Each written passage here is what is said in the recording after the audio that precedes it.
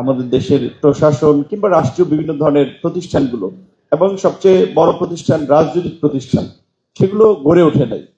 এই গণ অভ্যুত্থানের পরবর্তীতে আমরা ভেবেছিলাম যে আমরা প্রতিষ্ঠান না পুরো রাষ্ট্র ব্যবস্থাকে পুনর্গঠন করতে পারবো। কিন্তু গত 11 মাসে যদি আমরা দেখি যে আমাদের কি কি পরিবর্তন হয়েছে, সেই দিক থেকে এখানে আলোচনা আমি না শুনলে আমি ধারণা করতে পারি, কারণ অনেকগুলো এই ধরনের আলোচনা অংশ নেই। সকালবেলাও এ পর্যন্ত 2টা আলোচনা অংশ নিয়েছি। ম্যাক্সিমাম মানুষের মধ্যেই হতাশা এবং ক্ষোভ যে কিছু না হওয়ার। তাহলে গণ অভ্যুত্থান যে আকাঙ্ক্ষা থেকে যে একটা পরিবর্তন পুনর্গঠন, তাহলে সেটা কেন 11 মাসেও হলো না গণ অভ্যুত্থানের সরকারের দ্বারা? এবং সবচেয়ে বড় কথা যে রাজনৈতিক দলগুলোর দীর্ঘ 16 বছরের ধারাবাহিক লড়াই সংগ্রামে যেটা হয় নাই, এই জুলাইয়ের ছাত্র জনতা একেবারেই রাজনৈতিক দলের বাইরে থেকে তারা নেতৃত্ব দিয়ে পরিকল্পনা করে এক সফল গণ অভ্যুত্থান ঘটিয়েছে এবং তারা সরকার গঠন করেছে। সরকারেও তারা আছে, রাজনীতিতেও তারা আছে। তাহলে পরিবর্তন না হওয়ার তো কোনো কারণ নাই। আজকের এই আলোচনার চেয়ে আমার মনে হয় পলিসি লেভেল থেকে এগুলোকে আসলে প্রেসার করে করানো দরকার ছিল। আমি দুপুরের একটা প্রোগ্রামে বলছিলাম, মঞ্জু ভাই ছিলেন, যে আমরা যদি বেসিক পরিবর্তন বা সাধারণ মানুষের প্রত্যাশার জায়গা থেকে যদি দেখি যে কেন এই আন্দোলনে একজন পথশিশু, একজন রিক্সা চালক, একজন গার্মেন্টস কর্মী, একজন ফুটপাতের হকার, তারা কেন এই পুলিশের বন্দুকের নলের সামনে দাঁড়িয়েছিল? আমি গ্রেপ্তার হয়েছিলাম, আমি জেলখানাতে দেখেছি যে অনেক মানুষ, একজন বলছে ভাই আমি বাথরুম করা অবস্থায় ছিলাম, মানে ওনাদের রিক্সার গ্যারেজ, বাথরুমের দরজা লাথি দিয়ে ভাঙ্গে আমার চিল যেমন আপনার স্বীকার করে ওইভাবে একটা গায়ে একটা গেঞ্জি ছিল ওইটা ছিঁড়ে গেছে আমাকে টানের ইসে, আর আমি ওইভাবেই ওই লুঙ্গি পরা অবস্থায় খালি গায়ে ওনাকে ওই আপনার থানা থেকে পরে কোর্টে চালান করে দিল। একটা মহিলা মাদ্রাসা যাত্রাবাড়িতে, একটা বড় মাদ্রাসা, ওই মাদ্রাসার আই থিঙ্ক যেটা বলে আর কি ওই মাদ্রাসার প্রধান, তো উনি বলছে যে ওনাকে থানায় কান ধরে উঠবস করাইছে। তো ওনার কি অপরাধ? উনি একটা মাদ্রাসার শিক্ষক, সাধারণত ধর্মীয় বিষয়ে পড়াশোনা করায়, মানুষকে সঠিক পথে আহ্বান করে, ওনার সাথে এই আচরণ কেন করা হলো? ওনার অপরাধটা কি? আর উনি কেন নির্যাতিত হলেন? এই আন্দোলনে এইভাবে যে বিভিন্ন শ্রেণী পেশার মানুষের যে স্যাক্রিফাইস, কন্ট্রিবিউশন, গণ অভ্যুত্থান পরবর্তী সময়ে গণ অভ্যুত্থানের প্ল্যাটফর্ম তো কার্যত বৈষম্য বিরোধী আন্দোলন। এই ব্যানারেই তো আন্দোলন হয়েছে, এই ব্যানারেই সবাই এসেছে, তাদের নেতৃত্বেই সবাই কার্যত ফলো করেছে। তাহলে এই নেতৃবৃন্দ যারা একটা ফেসিস্ট রেজিমকে উড়িয়ে দিল, পতন ঘটালো, তারা কেন এখন সেমিনার করবে যে এই রিবিল্ডিং এর জন্য আমাদের 11 মাস পরে সেমিনার করতে হচ্ছে? এটি তাদের বড় ব্যর্থতা। এবং তাহলে জুলাইয়ের সাথে তাদের আমি মনে করি যে প্রতারণা, কারণ তাদের কাছ থেকে মানুষ যেটা আশা করেছিল, আপনার টিএসসিতে দেখেছেন না, ফেনীর বন্যার পরে মানুষ, কারো মা মারা গেছে, তার একটা ব্যাংকে 100 টাকা 500 টাকার নোট রাখতো, সেই আবেগের টাকাগুলো দিয়ে গেছে এই ছাত্রদের ত্রাণের কার্যক্রমের জন্য। কারো পেনশনের টাকা উঠিয়ে তারা দিয়ে গেছে যে ছাত্রদের আপনার মাধ্যমে এই বন্যার্থ মানুষের পাশে দাঁড়ানোর জন্য। কিন্তু আমরা কি দেখেছি, যে এই নেতৃবৃন্দ যারা দেবতার মতো আসলে জাতির মাঝে অবতীর্ণ হয়েছিল, অভ্যুত্থানের পরে তাদের কর্মকাণ্ড আমরা কি দেখেছি? অবতার কিংবা দেবতা থেকে তারা কোথায় চলে গিয়েছেন?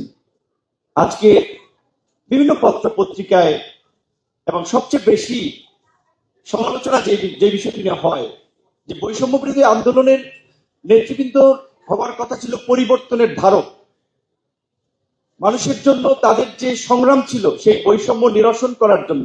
কিন্তু আমরা দেখলাম যে অভ্যুত্থানের পরে বৈষম্য নিরসনের পরিবর্তে তাদের দ্বারা নতুন বৈষম্যের অনেক সৃষ্টি হয়েছে। গণ অভ্যুত্থানের কোনো একক রাজনৈতিক দল কিংবা কোনো প্ল্যাটফর্মের এটা কন্ট্রিবিউশন ছিল না, এটা একটা সম্মিলিত এফোর্ট ছিল। কিন্তু আমরা দেখেছি বৈষম্য বিরোধী আন্দোলনের নেতৃবৃন্দের দৃষ্টিতে তারা কার্যত তাদের সহযোদ্ধা সহকর্মীদেরকেই তারা এখান থেকে এক্সক্লুড করেছে।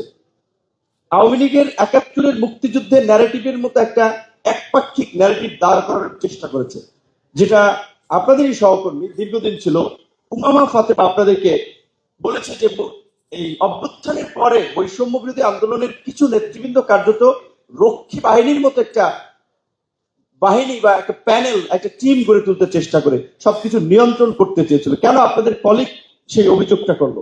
কিংবা আপনারা যখন আপনারা আপনাদের প্রধান উপদেষ্টা ডক্টর মোহাম্মদ ইউনূসের সাথে দেখা করেছেন, একাধিকবার মতবিনিময় করেছেন, আপনাদের আন্দোলনের সহযোগী ছাত্র শিবির কিংবা ছাত্র দল, ছাত্র ইউনিয়ন, ছাত্র অধিকার পরিষদের কোন নেতৃবৃন্দকে কি আপনারা আমন্ত্রণ করেছেন যে আমরা ছাত্র সংগঠনের নেতৃবৃন্দ, আমরা প্রধান উপদেষ্টার সাথে আমরা একটু দেখা করি, আপনারা আসেন? আপনারা কখনোই করেন নাই। আপনারা একটা ইনক্লুসিভ প্রোগ্রাম মানে এই গত 11 মাসে ওইভাবে করেন নাই, বরং আপনাদের আচরণ এতটা বৈষম্যমূলক ছিল যে কারণে আপনাদের পাশ থেকে এখন কার্যত সবাই সরে গিয়েছে। আজকে আলোচনা অনেকে আসে নাই, আমাকে অনেক আসতে নিষেধ করেছিল যে আপনি না যাওয়াটাই ভালো, যাওয়ার দরকার নেই। তারপর আমি এসেছি দুটো কারণে। একটা হচ্ছে যে আমাদের সবকিছুতে আমাদের ক্ষোভ আছে, চাওয়া না পর বঞ্চনা আছে। আবার দিন শেষে আমরা যে পরিবর্তনটা পেয়েছি, আমরা চাই যে কোনো মূল্যে সেই পরিবর্তনটাকে কাজে লাগিয়ে আমরা যতটুকু জন আকাঙ্ক্ষা আমরা পূরণ করতে পারি। সেই জায়গা থেকে আমি আজকের আলোচনার টপিকসে যে বিচার সংস্কার এবং নির্বাচনের বিষয়ে 11 মাসে আমি আজকে প্রথম আলোতে রিপোর্টটা দেখেছি যে আপনার 4 অগস্ট অভ্যুত্থানের পূর্বে কারাগারে বন্দী ছিল 88,000, আর অভ্যুত্থানের পরে 28শে জুলাই মানে জুলাইয়ের লাস্ট তথ্য অনুযায়ী এখন কারাগারে বন্দী আছে 77,000। তাদের অভ্যুত্থানের পূর্বে ওই ধরনের তো কোনো অস্বাভাবিক রাজনৈতিক পরিস্থিতি ছিল না, তাও কারাগারেই কেবলমাত্র বন্দী ছিল 88,000। আর থানায় ডিবি কার্যালয় আই থিঙ্ক ওগুলো তো কারাগারের হিসেবে আসে নাই। তো এটা একটা প্রমাণ করে যে যেখানে এই গণ অভ্যুত্থানের পূর্বের যে ধারাবাহিক আন্দোলন জুলাই অগস্টে আমরা যাদেরকে দেখেছি রাজপথে অস্ত্র হাতে, রামদাও হাতে, মানুষকে লাঠি দিয়ে পিটিয়েছে, অমানবিক নির্যাতন করেছে, তাদের মধ্যে তো অন্তত আমরা ভেবেছিলাম অন্তত 1050 শেখকে গ্রেপ্তার করে বিচারের মুখোমুখি করা হবে, কিন্তু কয়টা মানুষকে গ্রেপ্তার করা হয়েছে? বরঞ্চ এমনও দেখেছি যে গ্রেপ্তার করে অনেককে জামিন দিয়েছে। কারণ যে আওয়ামী লীগ বা মুজিববাদের বিরুদ্ধে আপনারা মুজিববাদ মুর্দাবাদ বলে স্লোগান দিচ্ছেন, আপনাদেরই সমর্থিত সরকার কিংবা আপনাদেরই উপদেষ্টা পরিষদ, কারণ আপনাদের কলিগরা কমরেডরা তো উপদেষ্টা পরিষদে আছে, তারা একটা মুজিববাদ জিন্দাবাদ মানে জিন্দা মুজিববাদ রাজনীতিকে আবার নতুন করে চালু করতে চাচ্ছে। তো সেই জায়গা থেকে একটু পরিষ্কার সবাই বলছে যে 11 মাসের বিচারের ক্ষেত্রে কতজন নেতাকে গ্রেপ্তার করা হয়েছে, কতজন আমলাকে গ্রেপ্তার করা হয়েছে? শুধুমাত্র কি রাজনৈতিক কর্মীরাই এই ফ্যাসিবাদের সাথে জড়িত ছিল কিংবা আমাদের উপর নিপীড়ন চালিয়েছে? এখানে সাংবাদিকদের একটা অংশ ছিল না, ব্যবসায়ীদের একটা অংশ ছিল না? সেই ব্যবসায়ীদেরকে আপনাদের কমরেডরা এবং আপনারা প্রোটেক্ট করছেন না, করছেন। কাজে সেই এজন্য বলছি যে সেক্ষেত্রে বিচারটা কিভাবে হবে?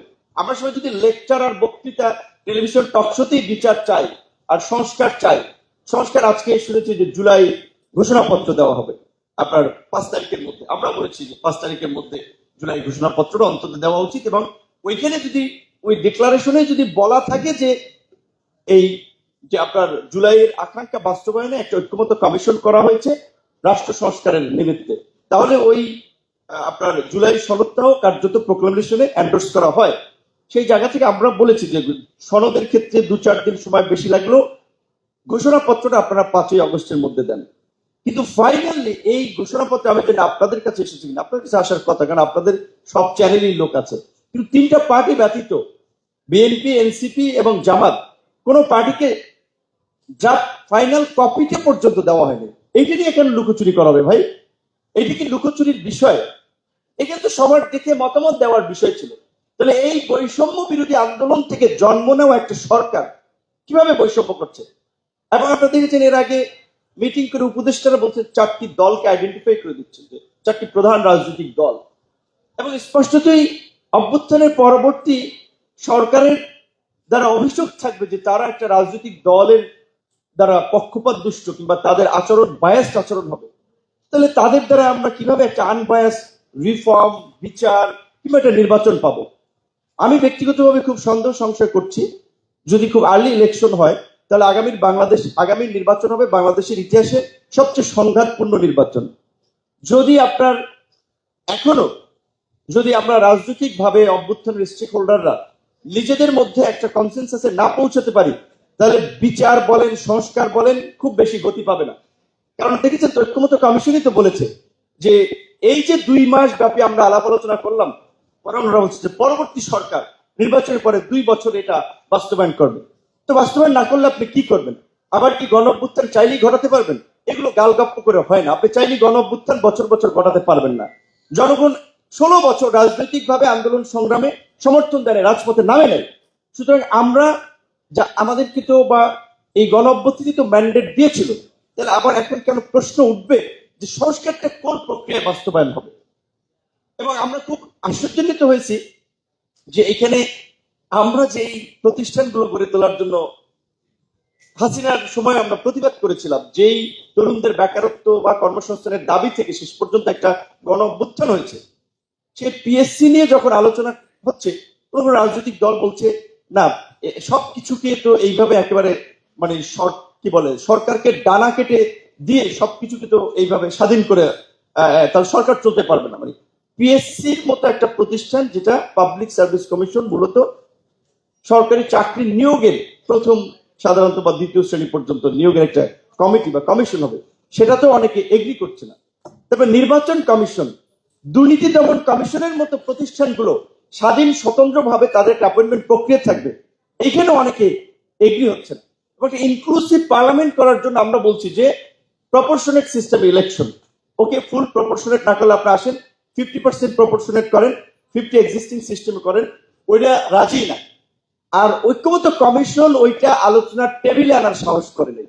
তারপরে যে তারা ওই যে দুধের স্বাদ ঘোলে মেটানোর মতো, ধরেন আমরা প্রপোর্শনাল সিস্টেম চেয়েছিলাম, তারা ডাবল বাইক্যামেরাল পার্লামেন্ট করে আপার হাউসে তারা এই আপনার সংখ্যানুপাতিক হারে প্রতিনিধিত্ব নিশ্চিত করার একটা মোটামুটি কনসেনসাস পৌঁছানো গেছে।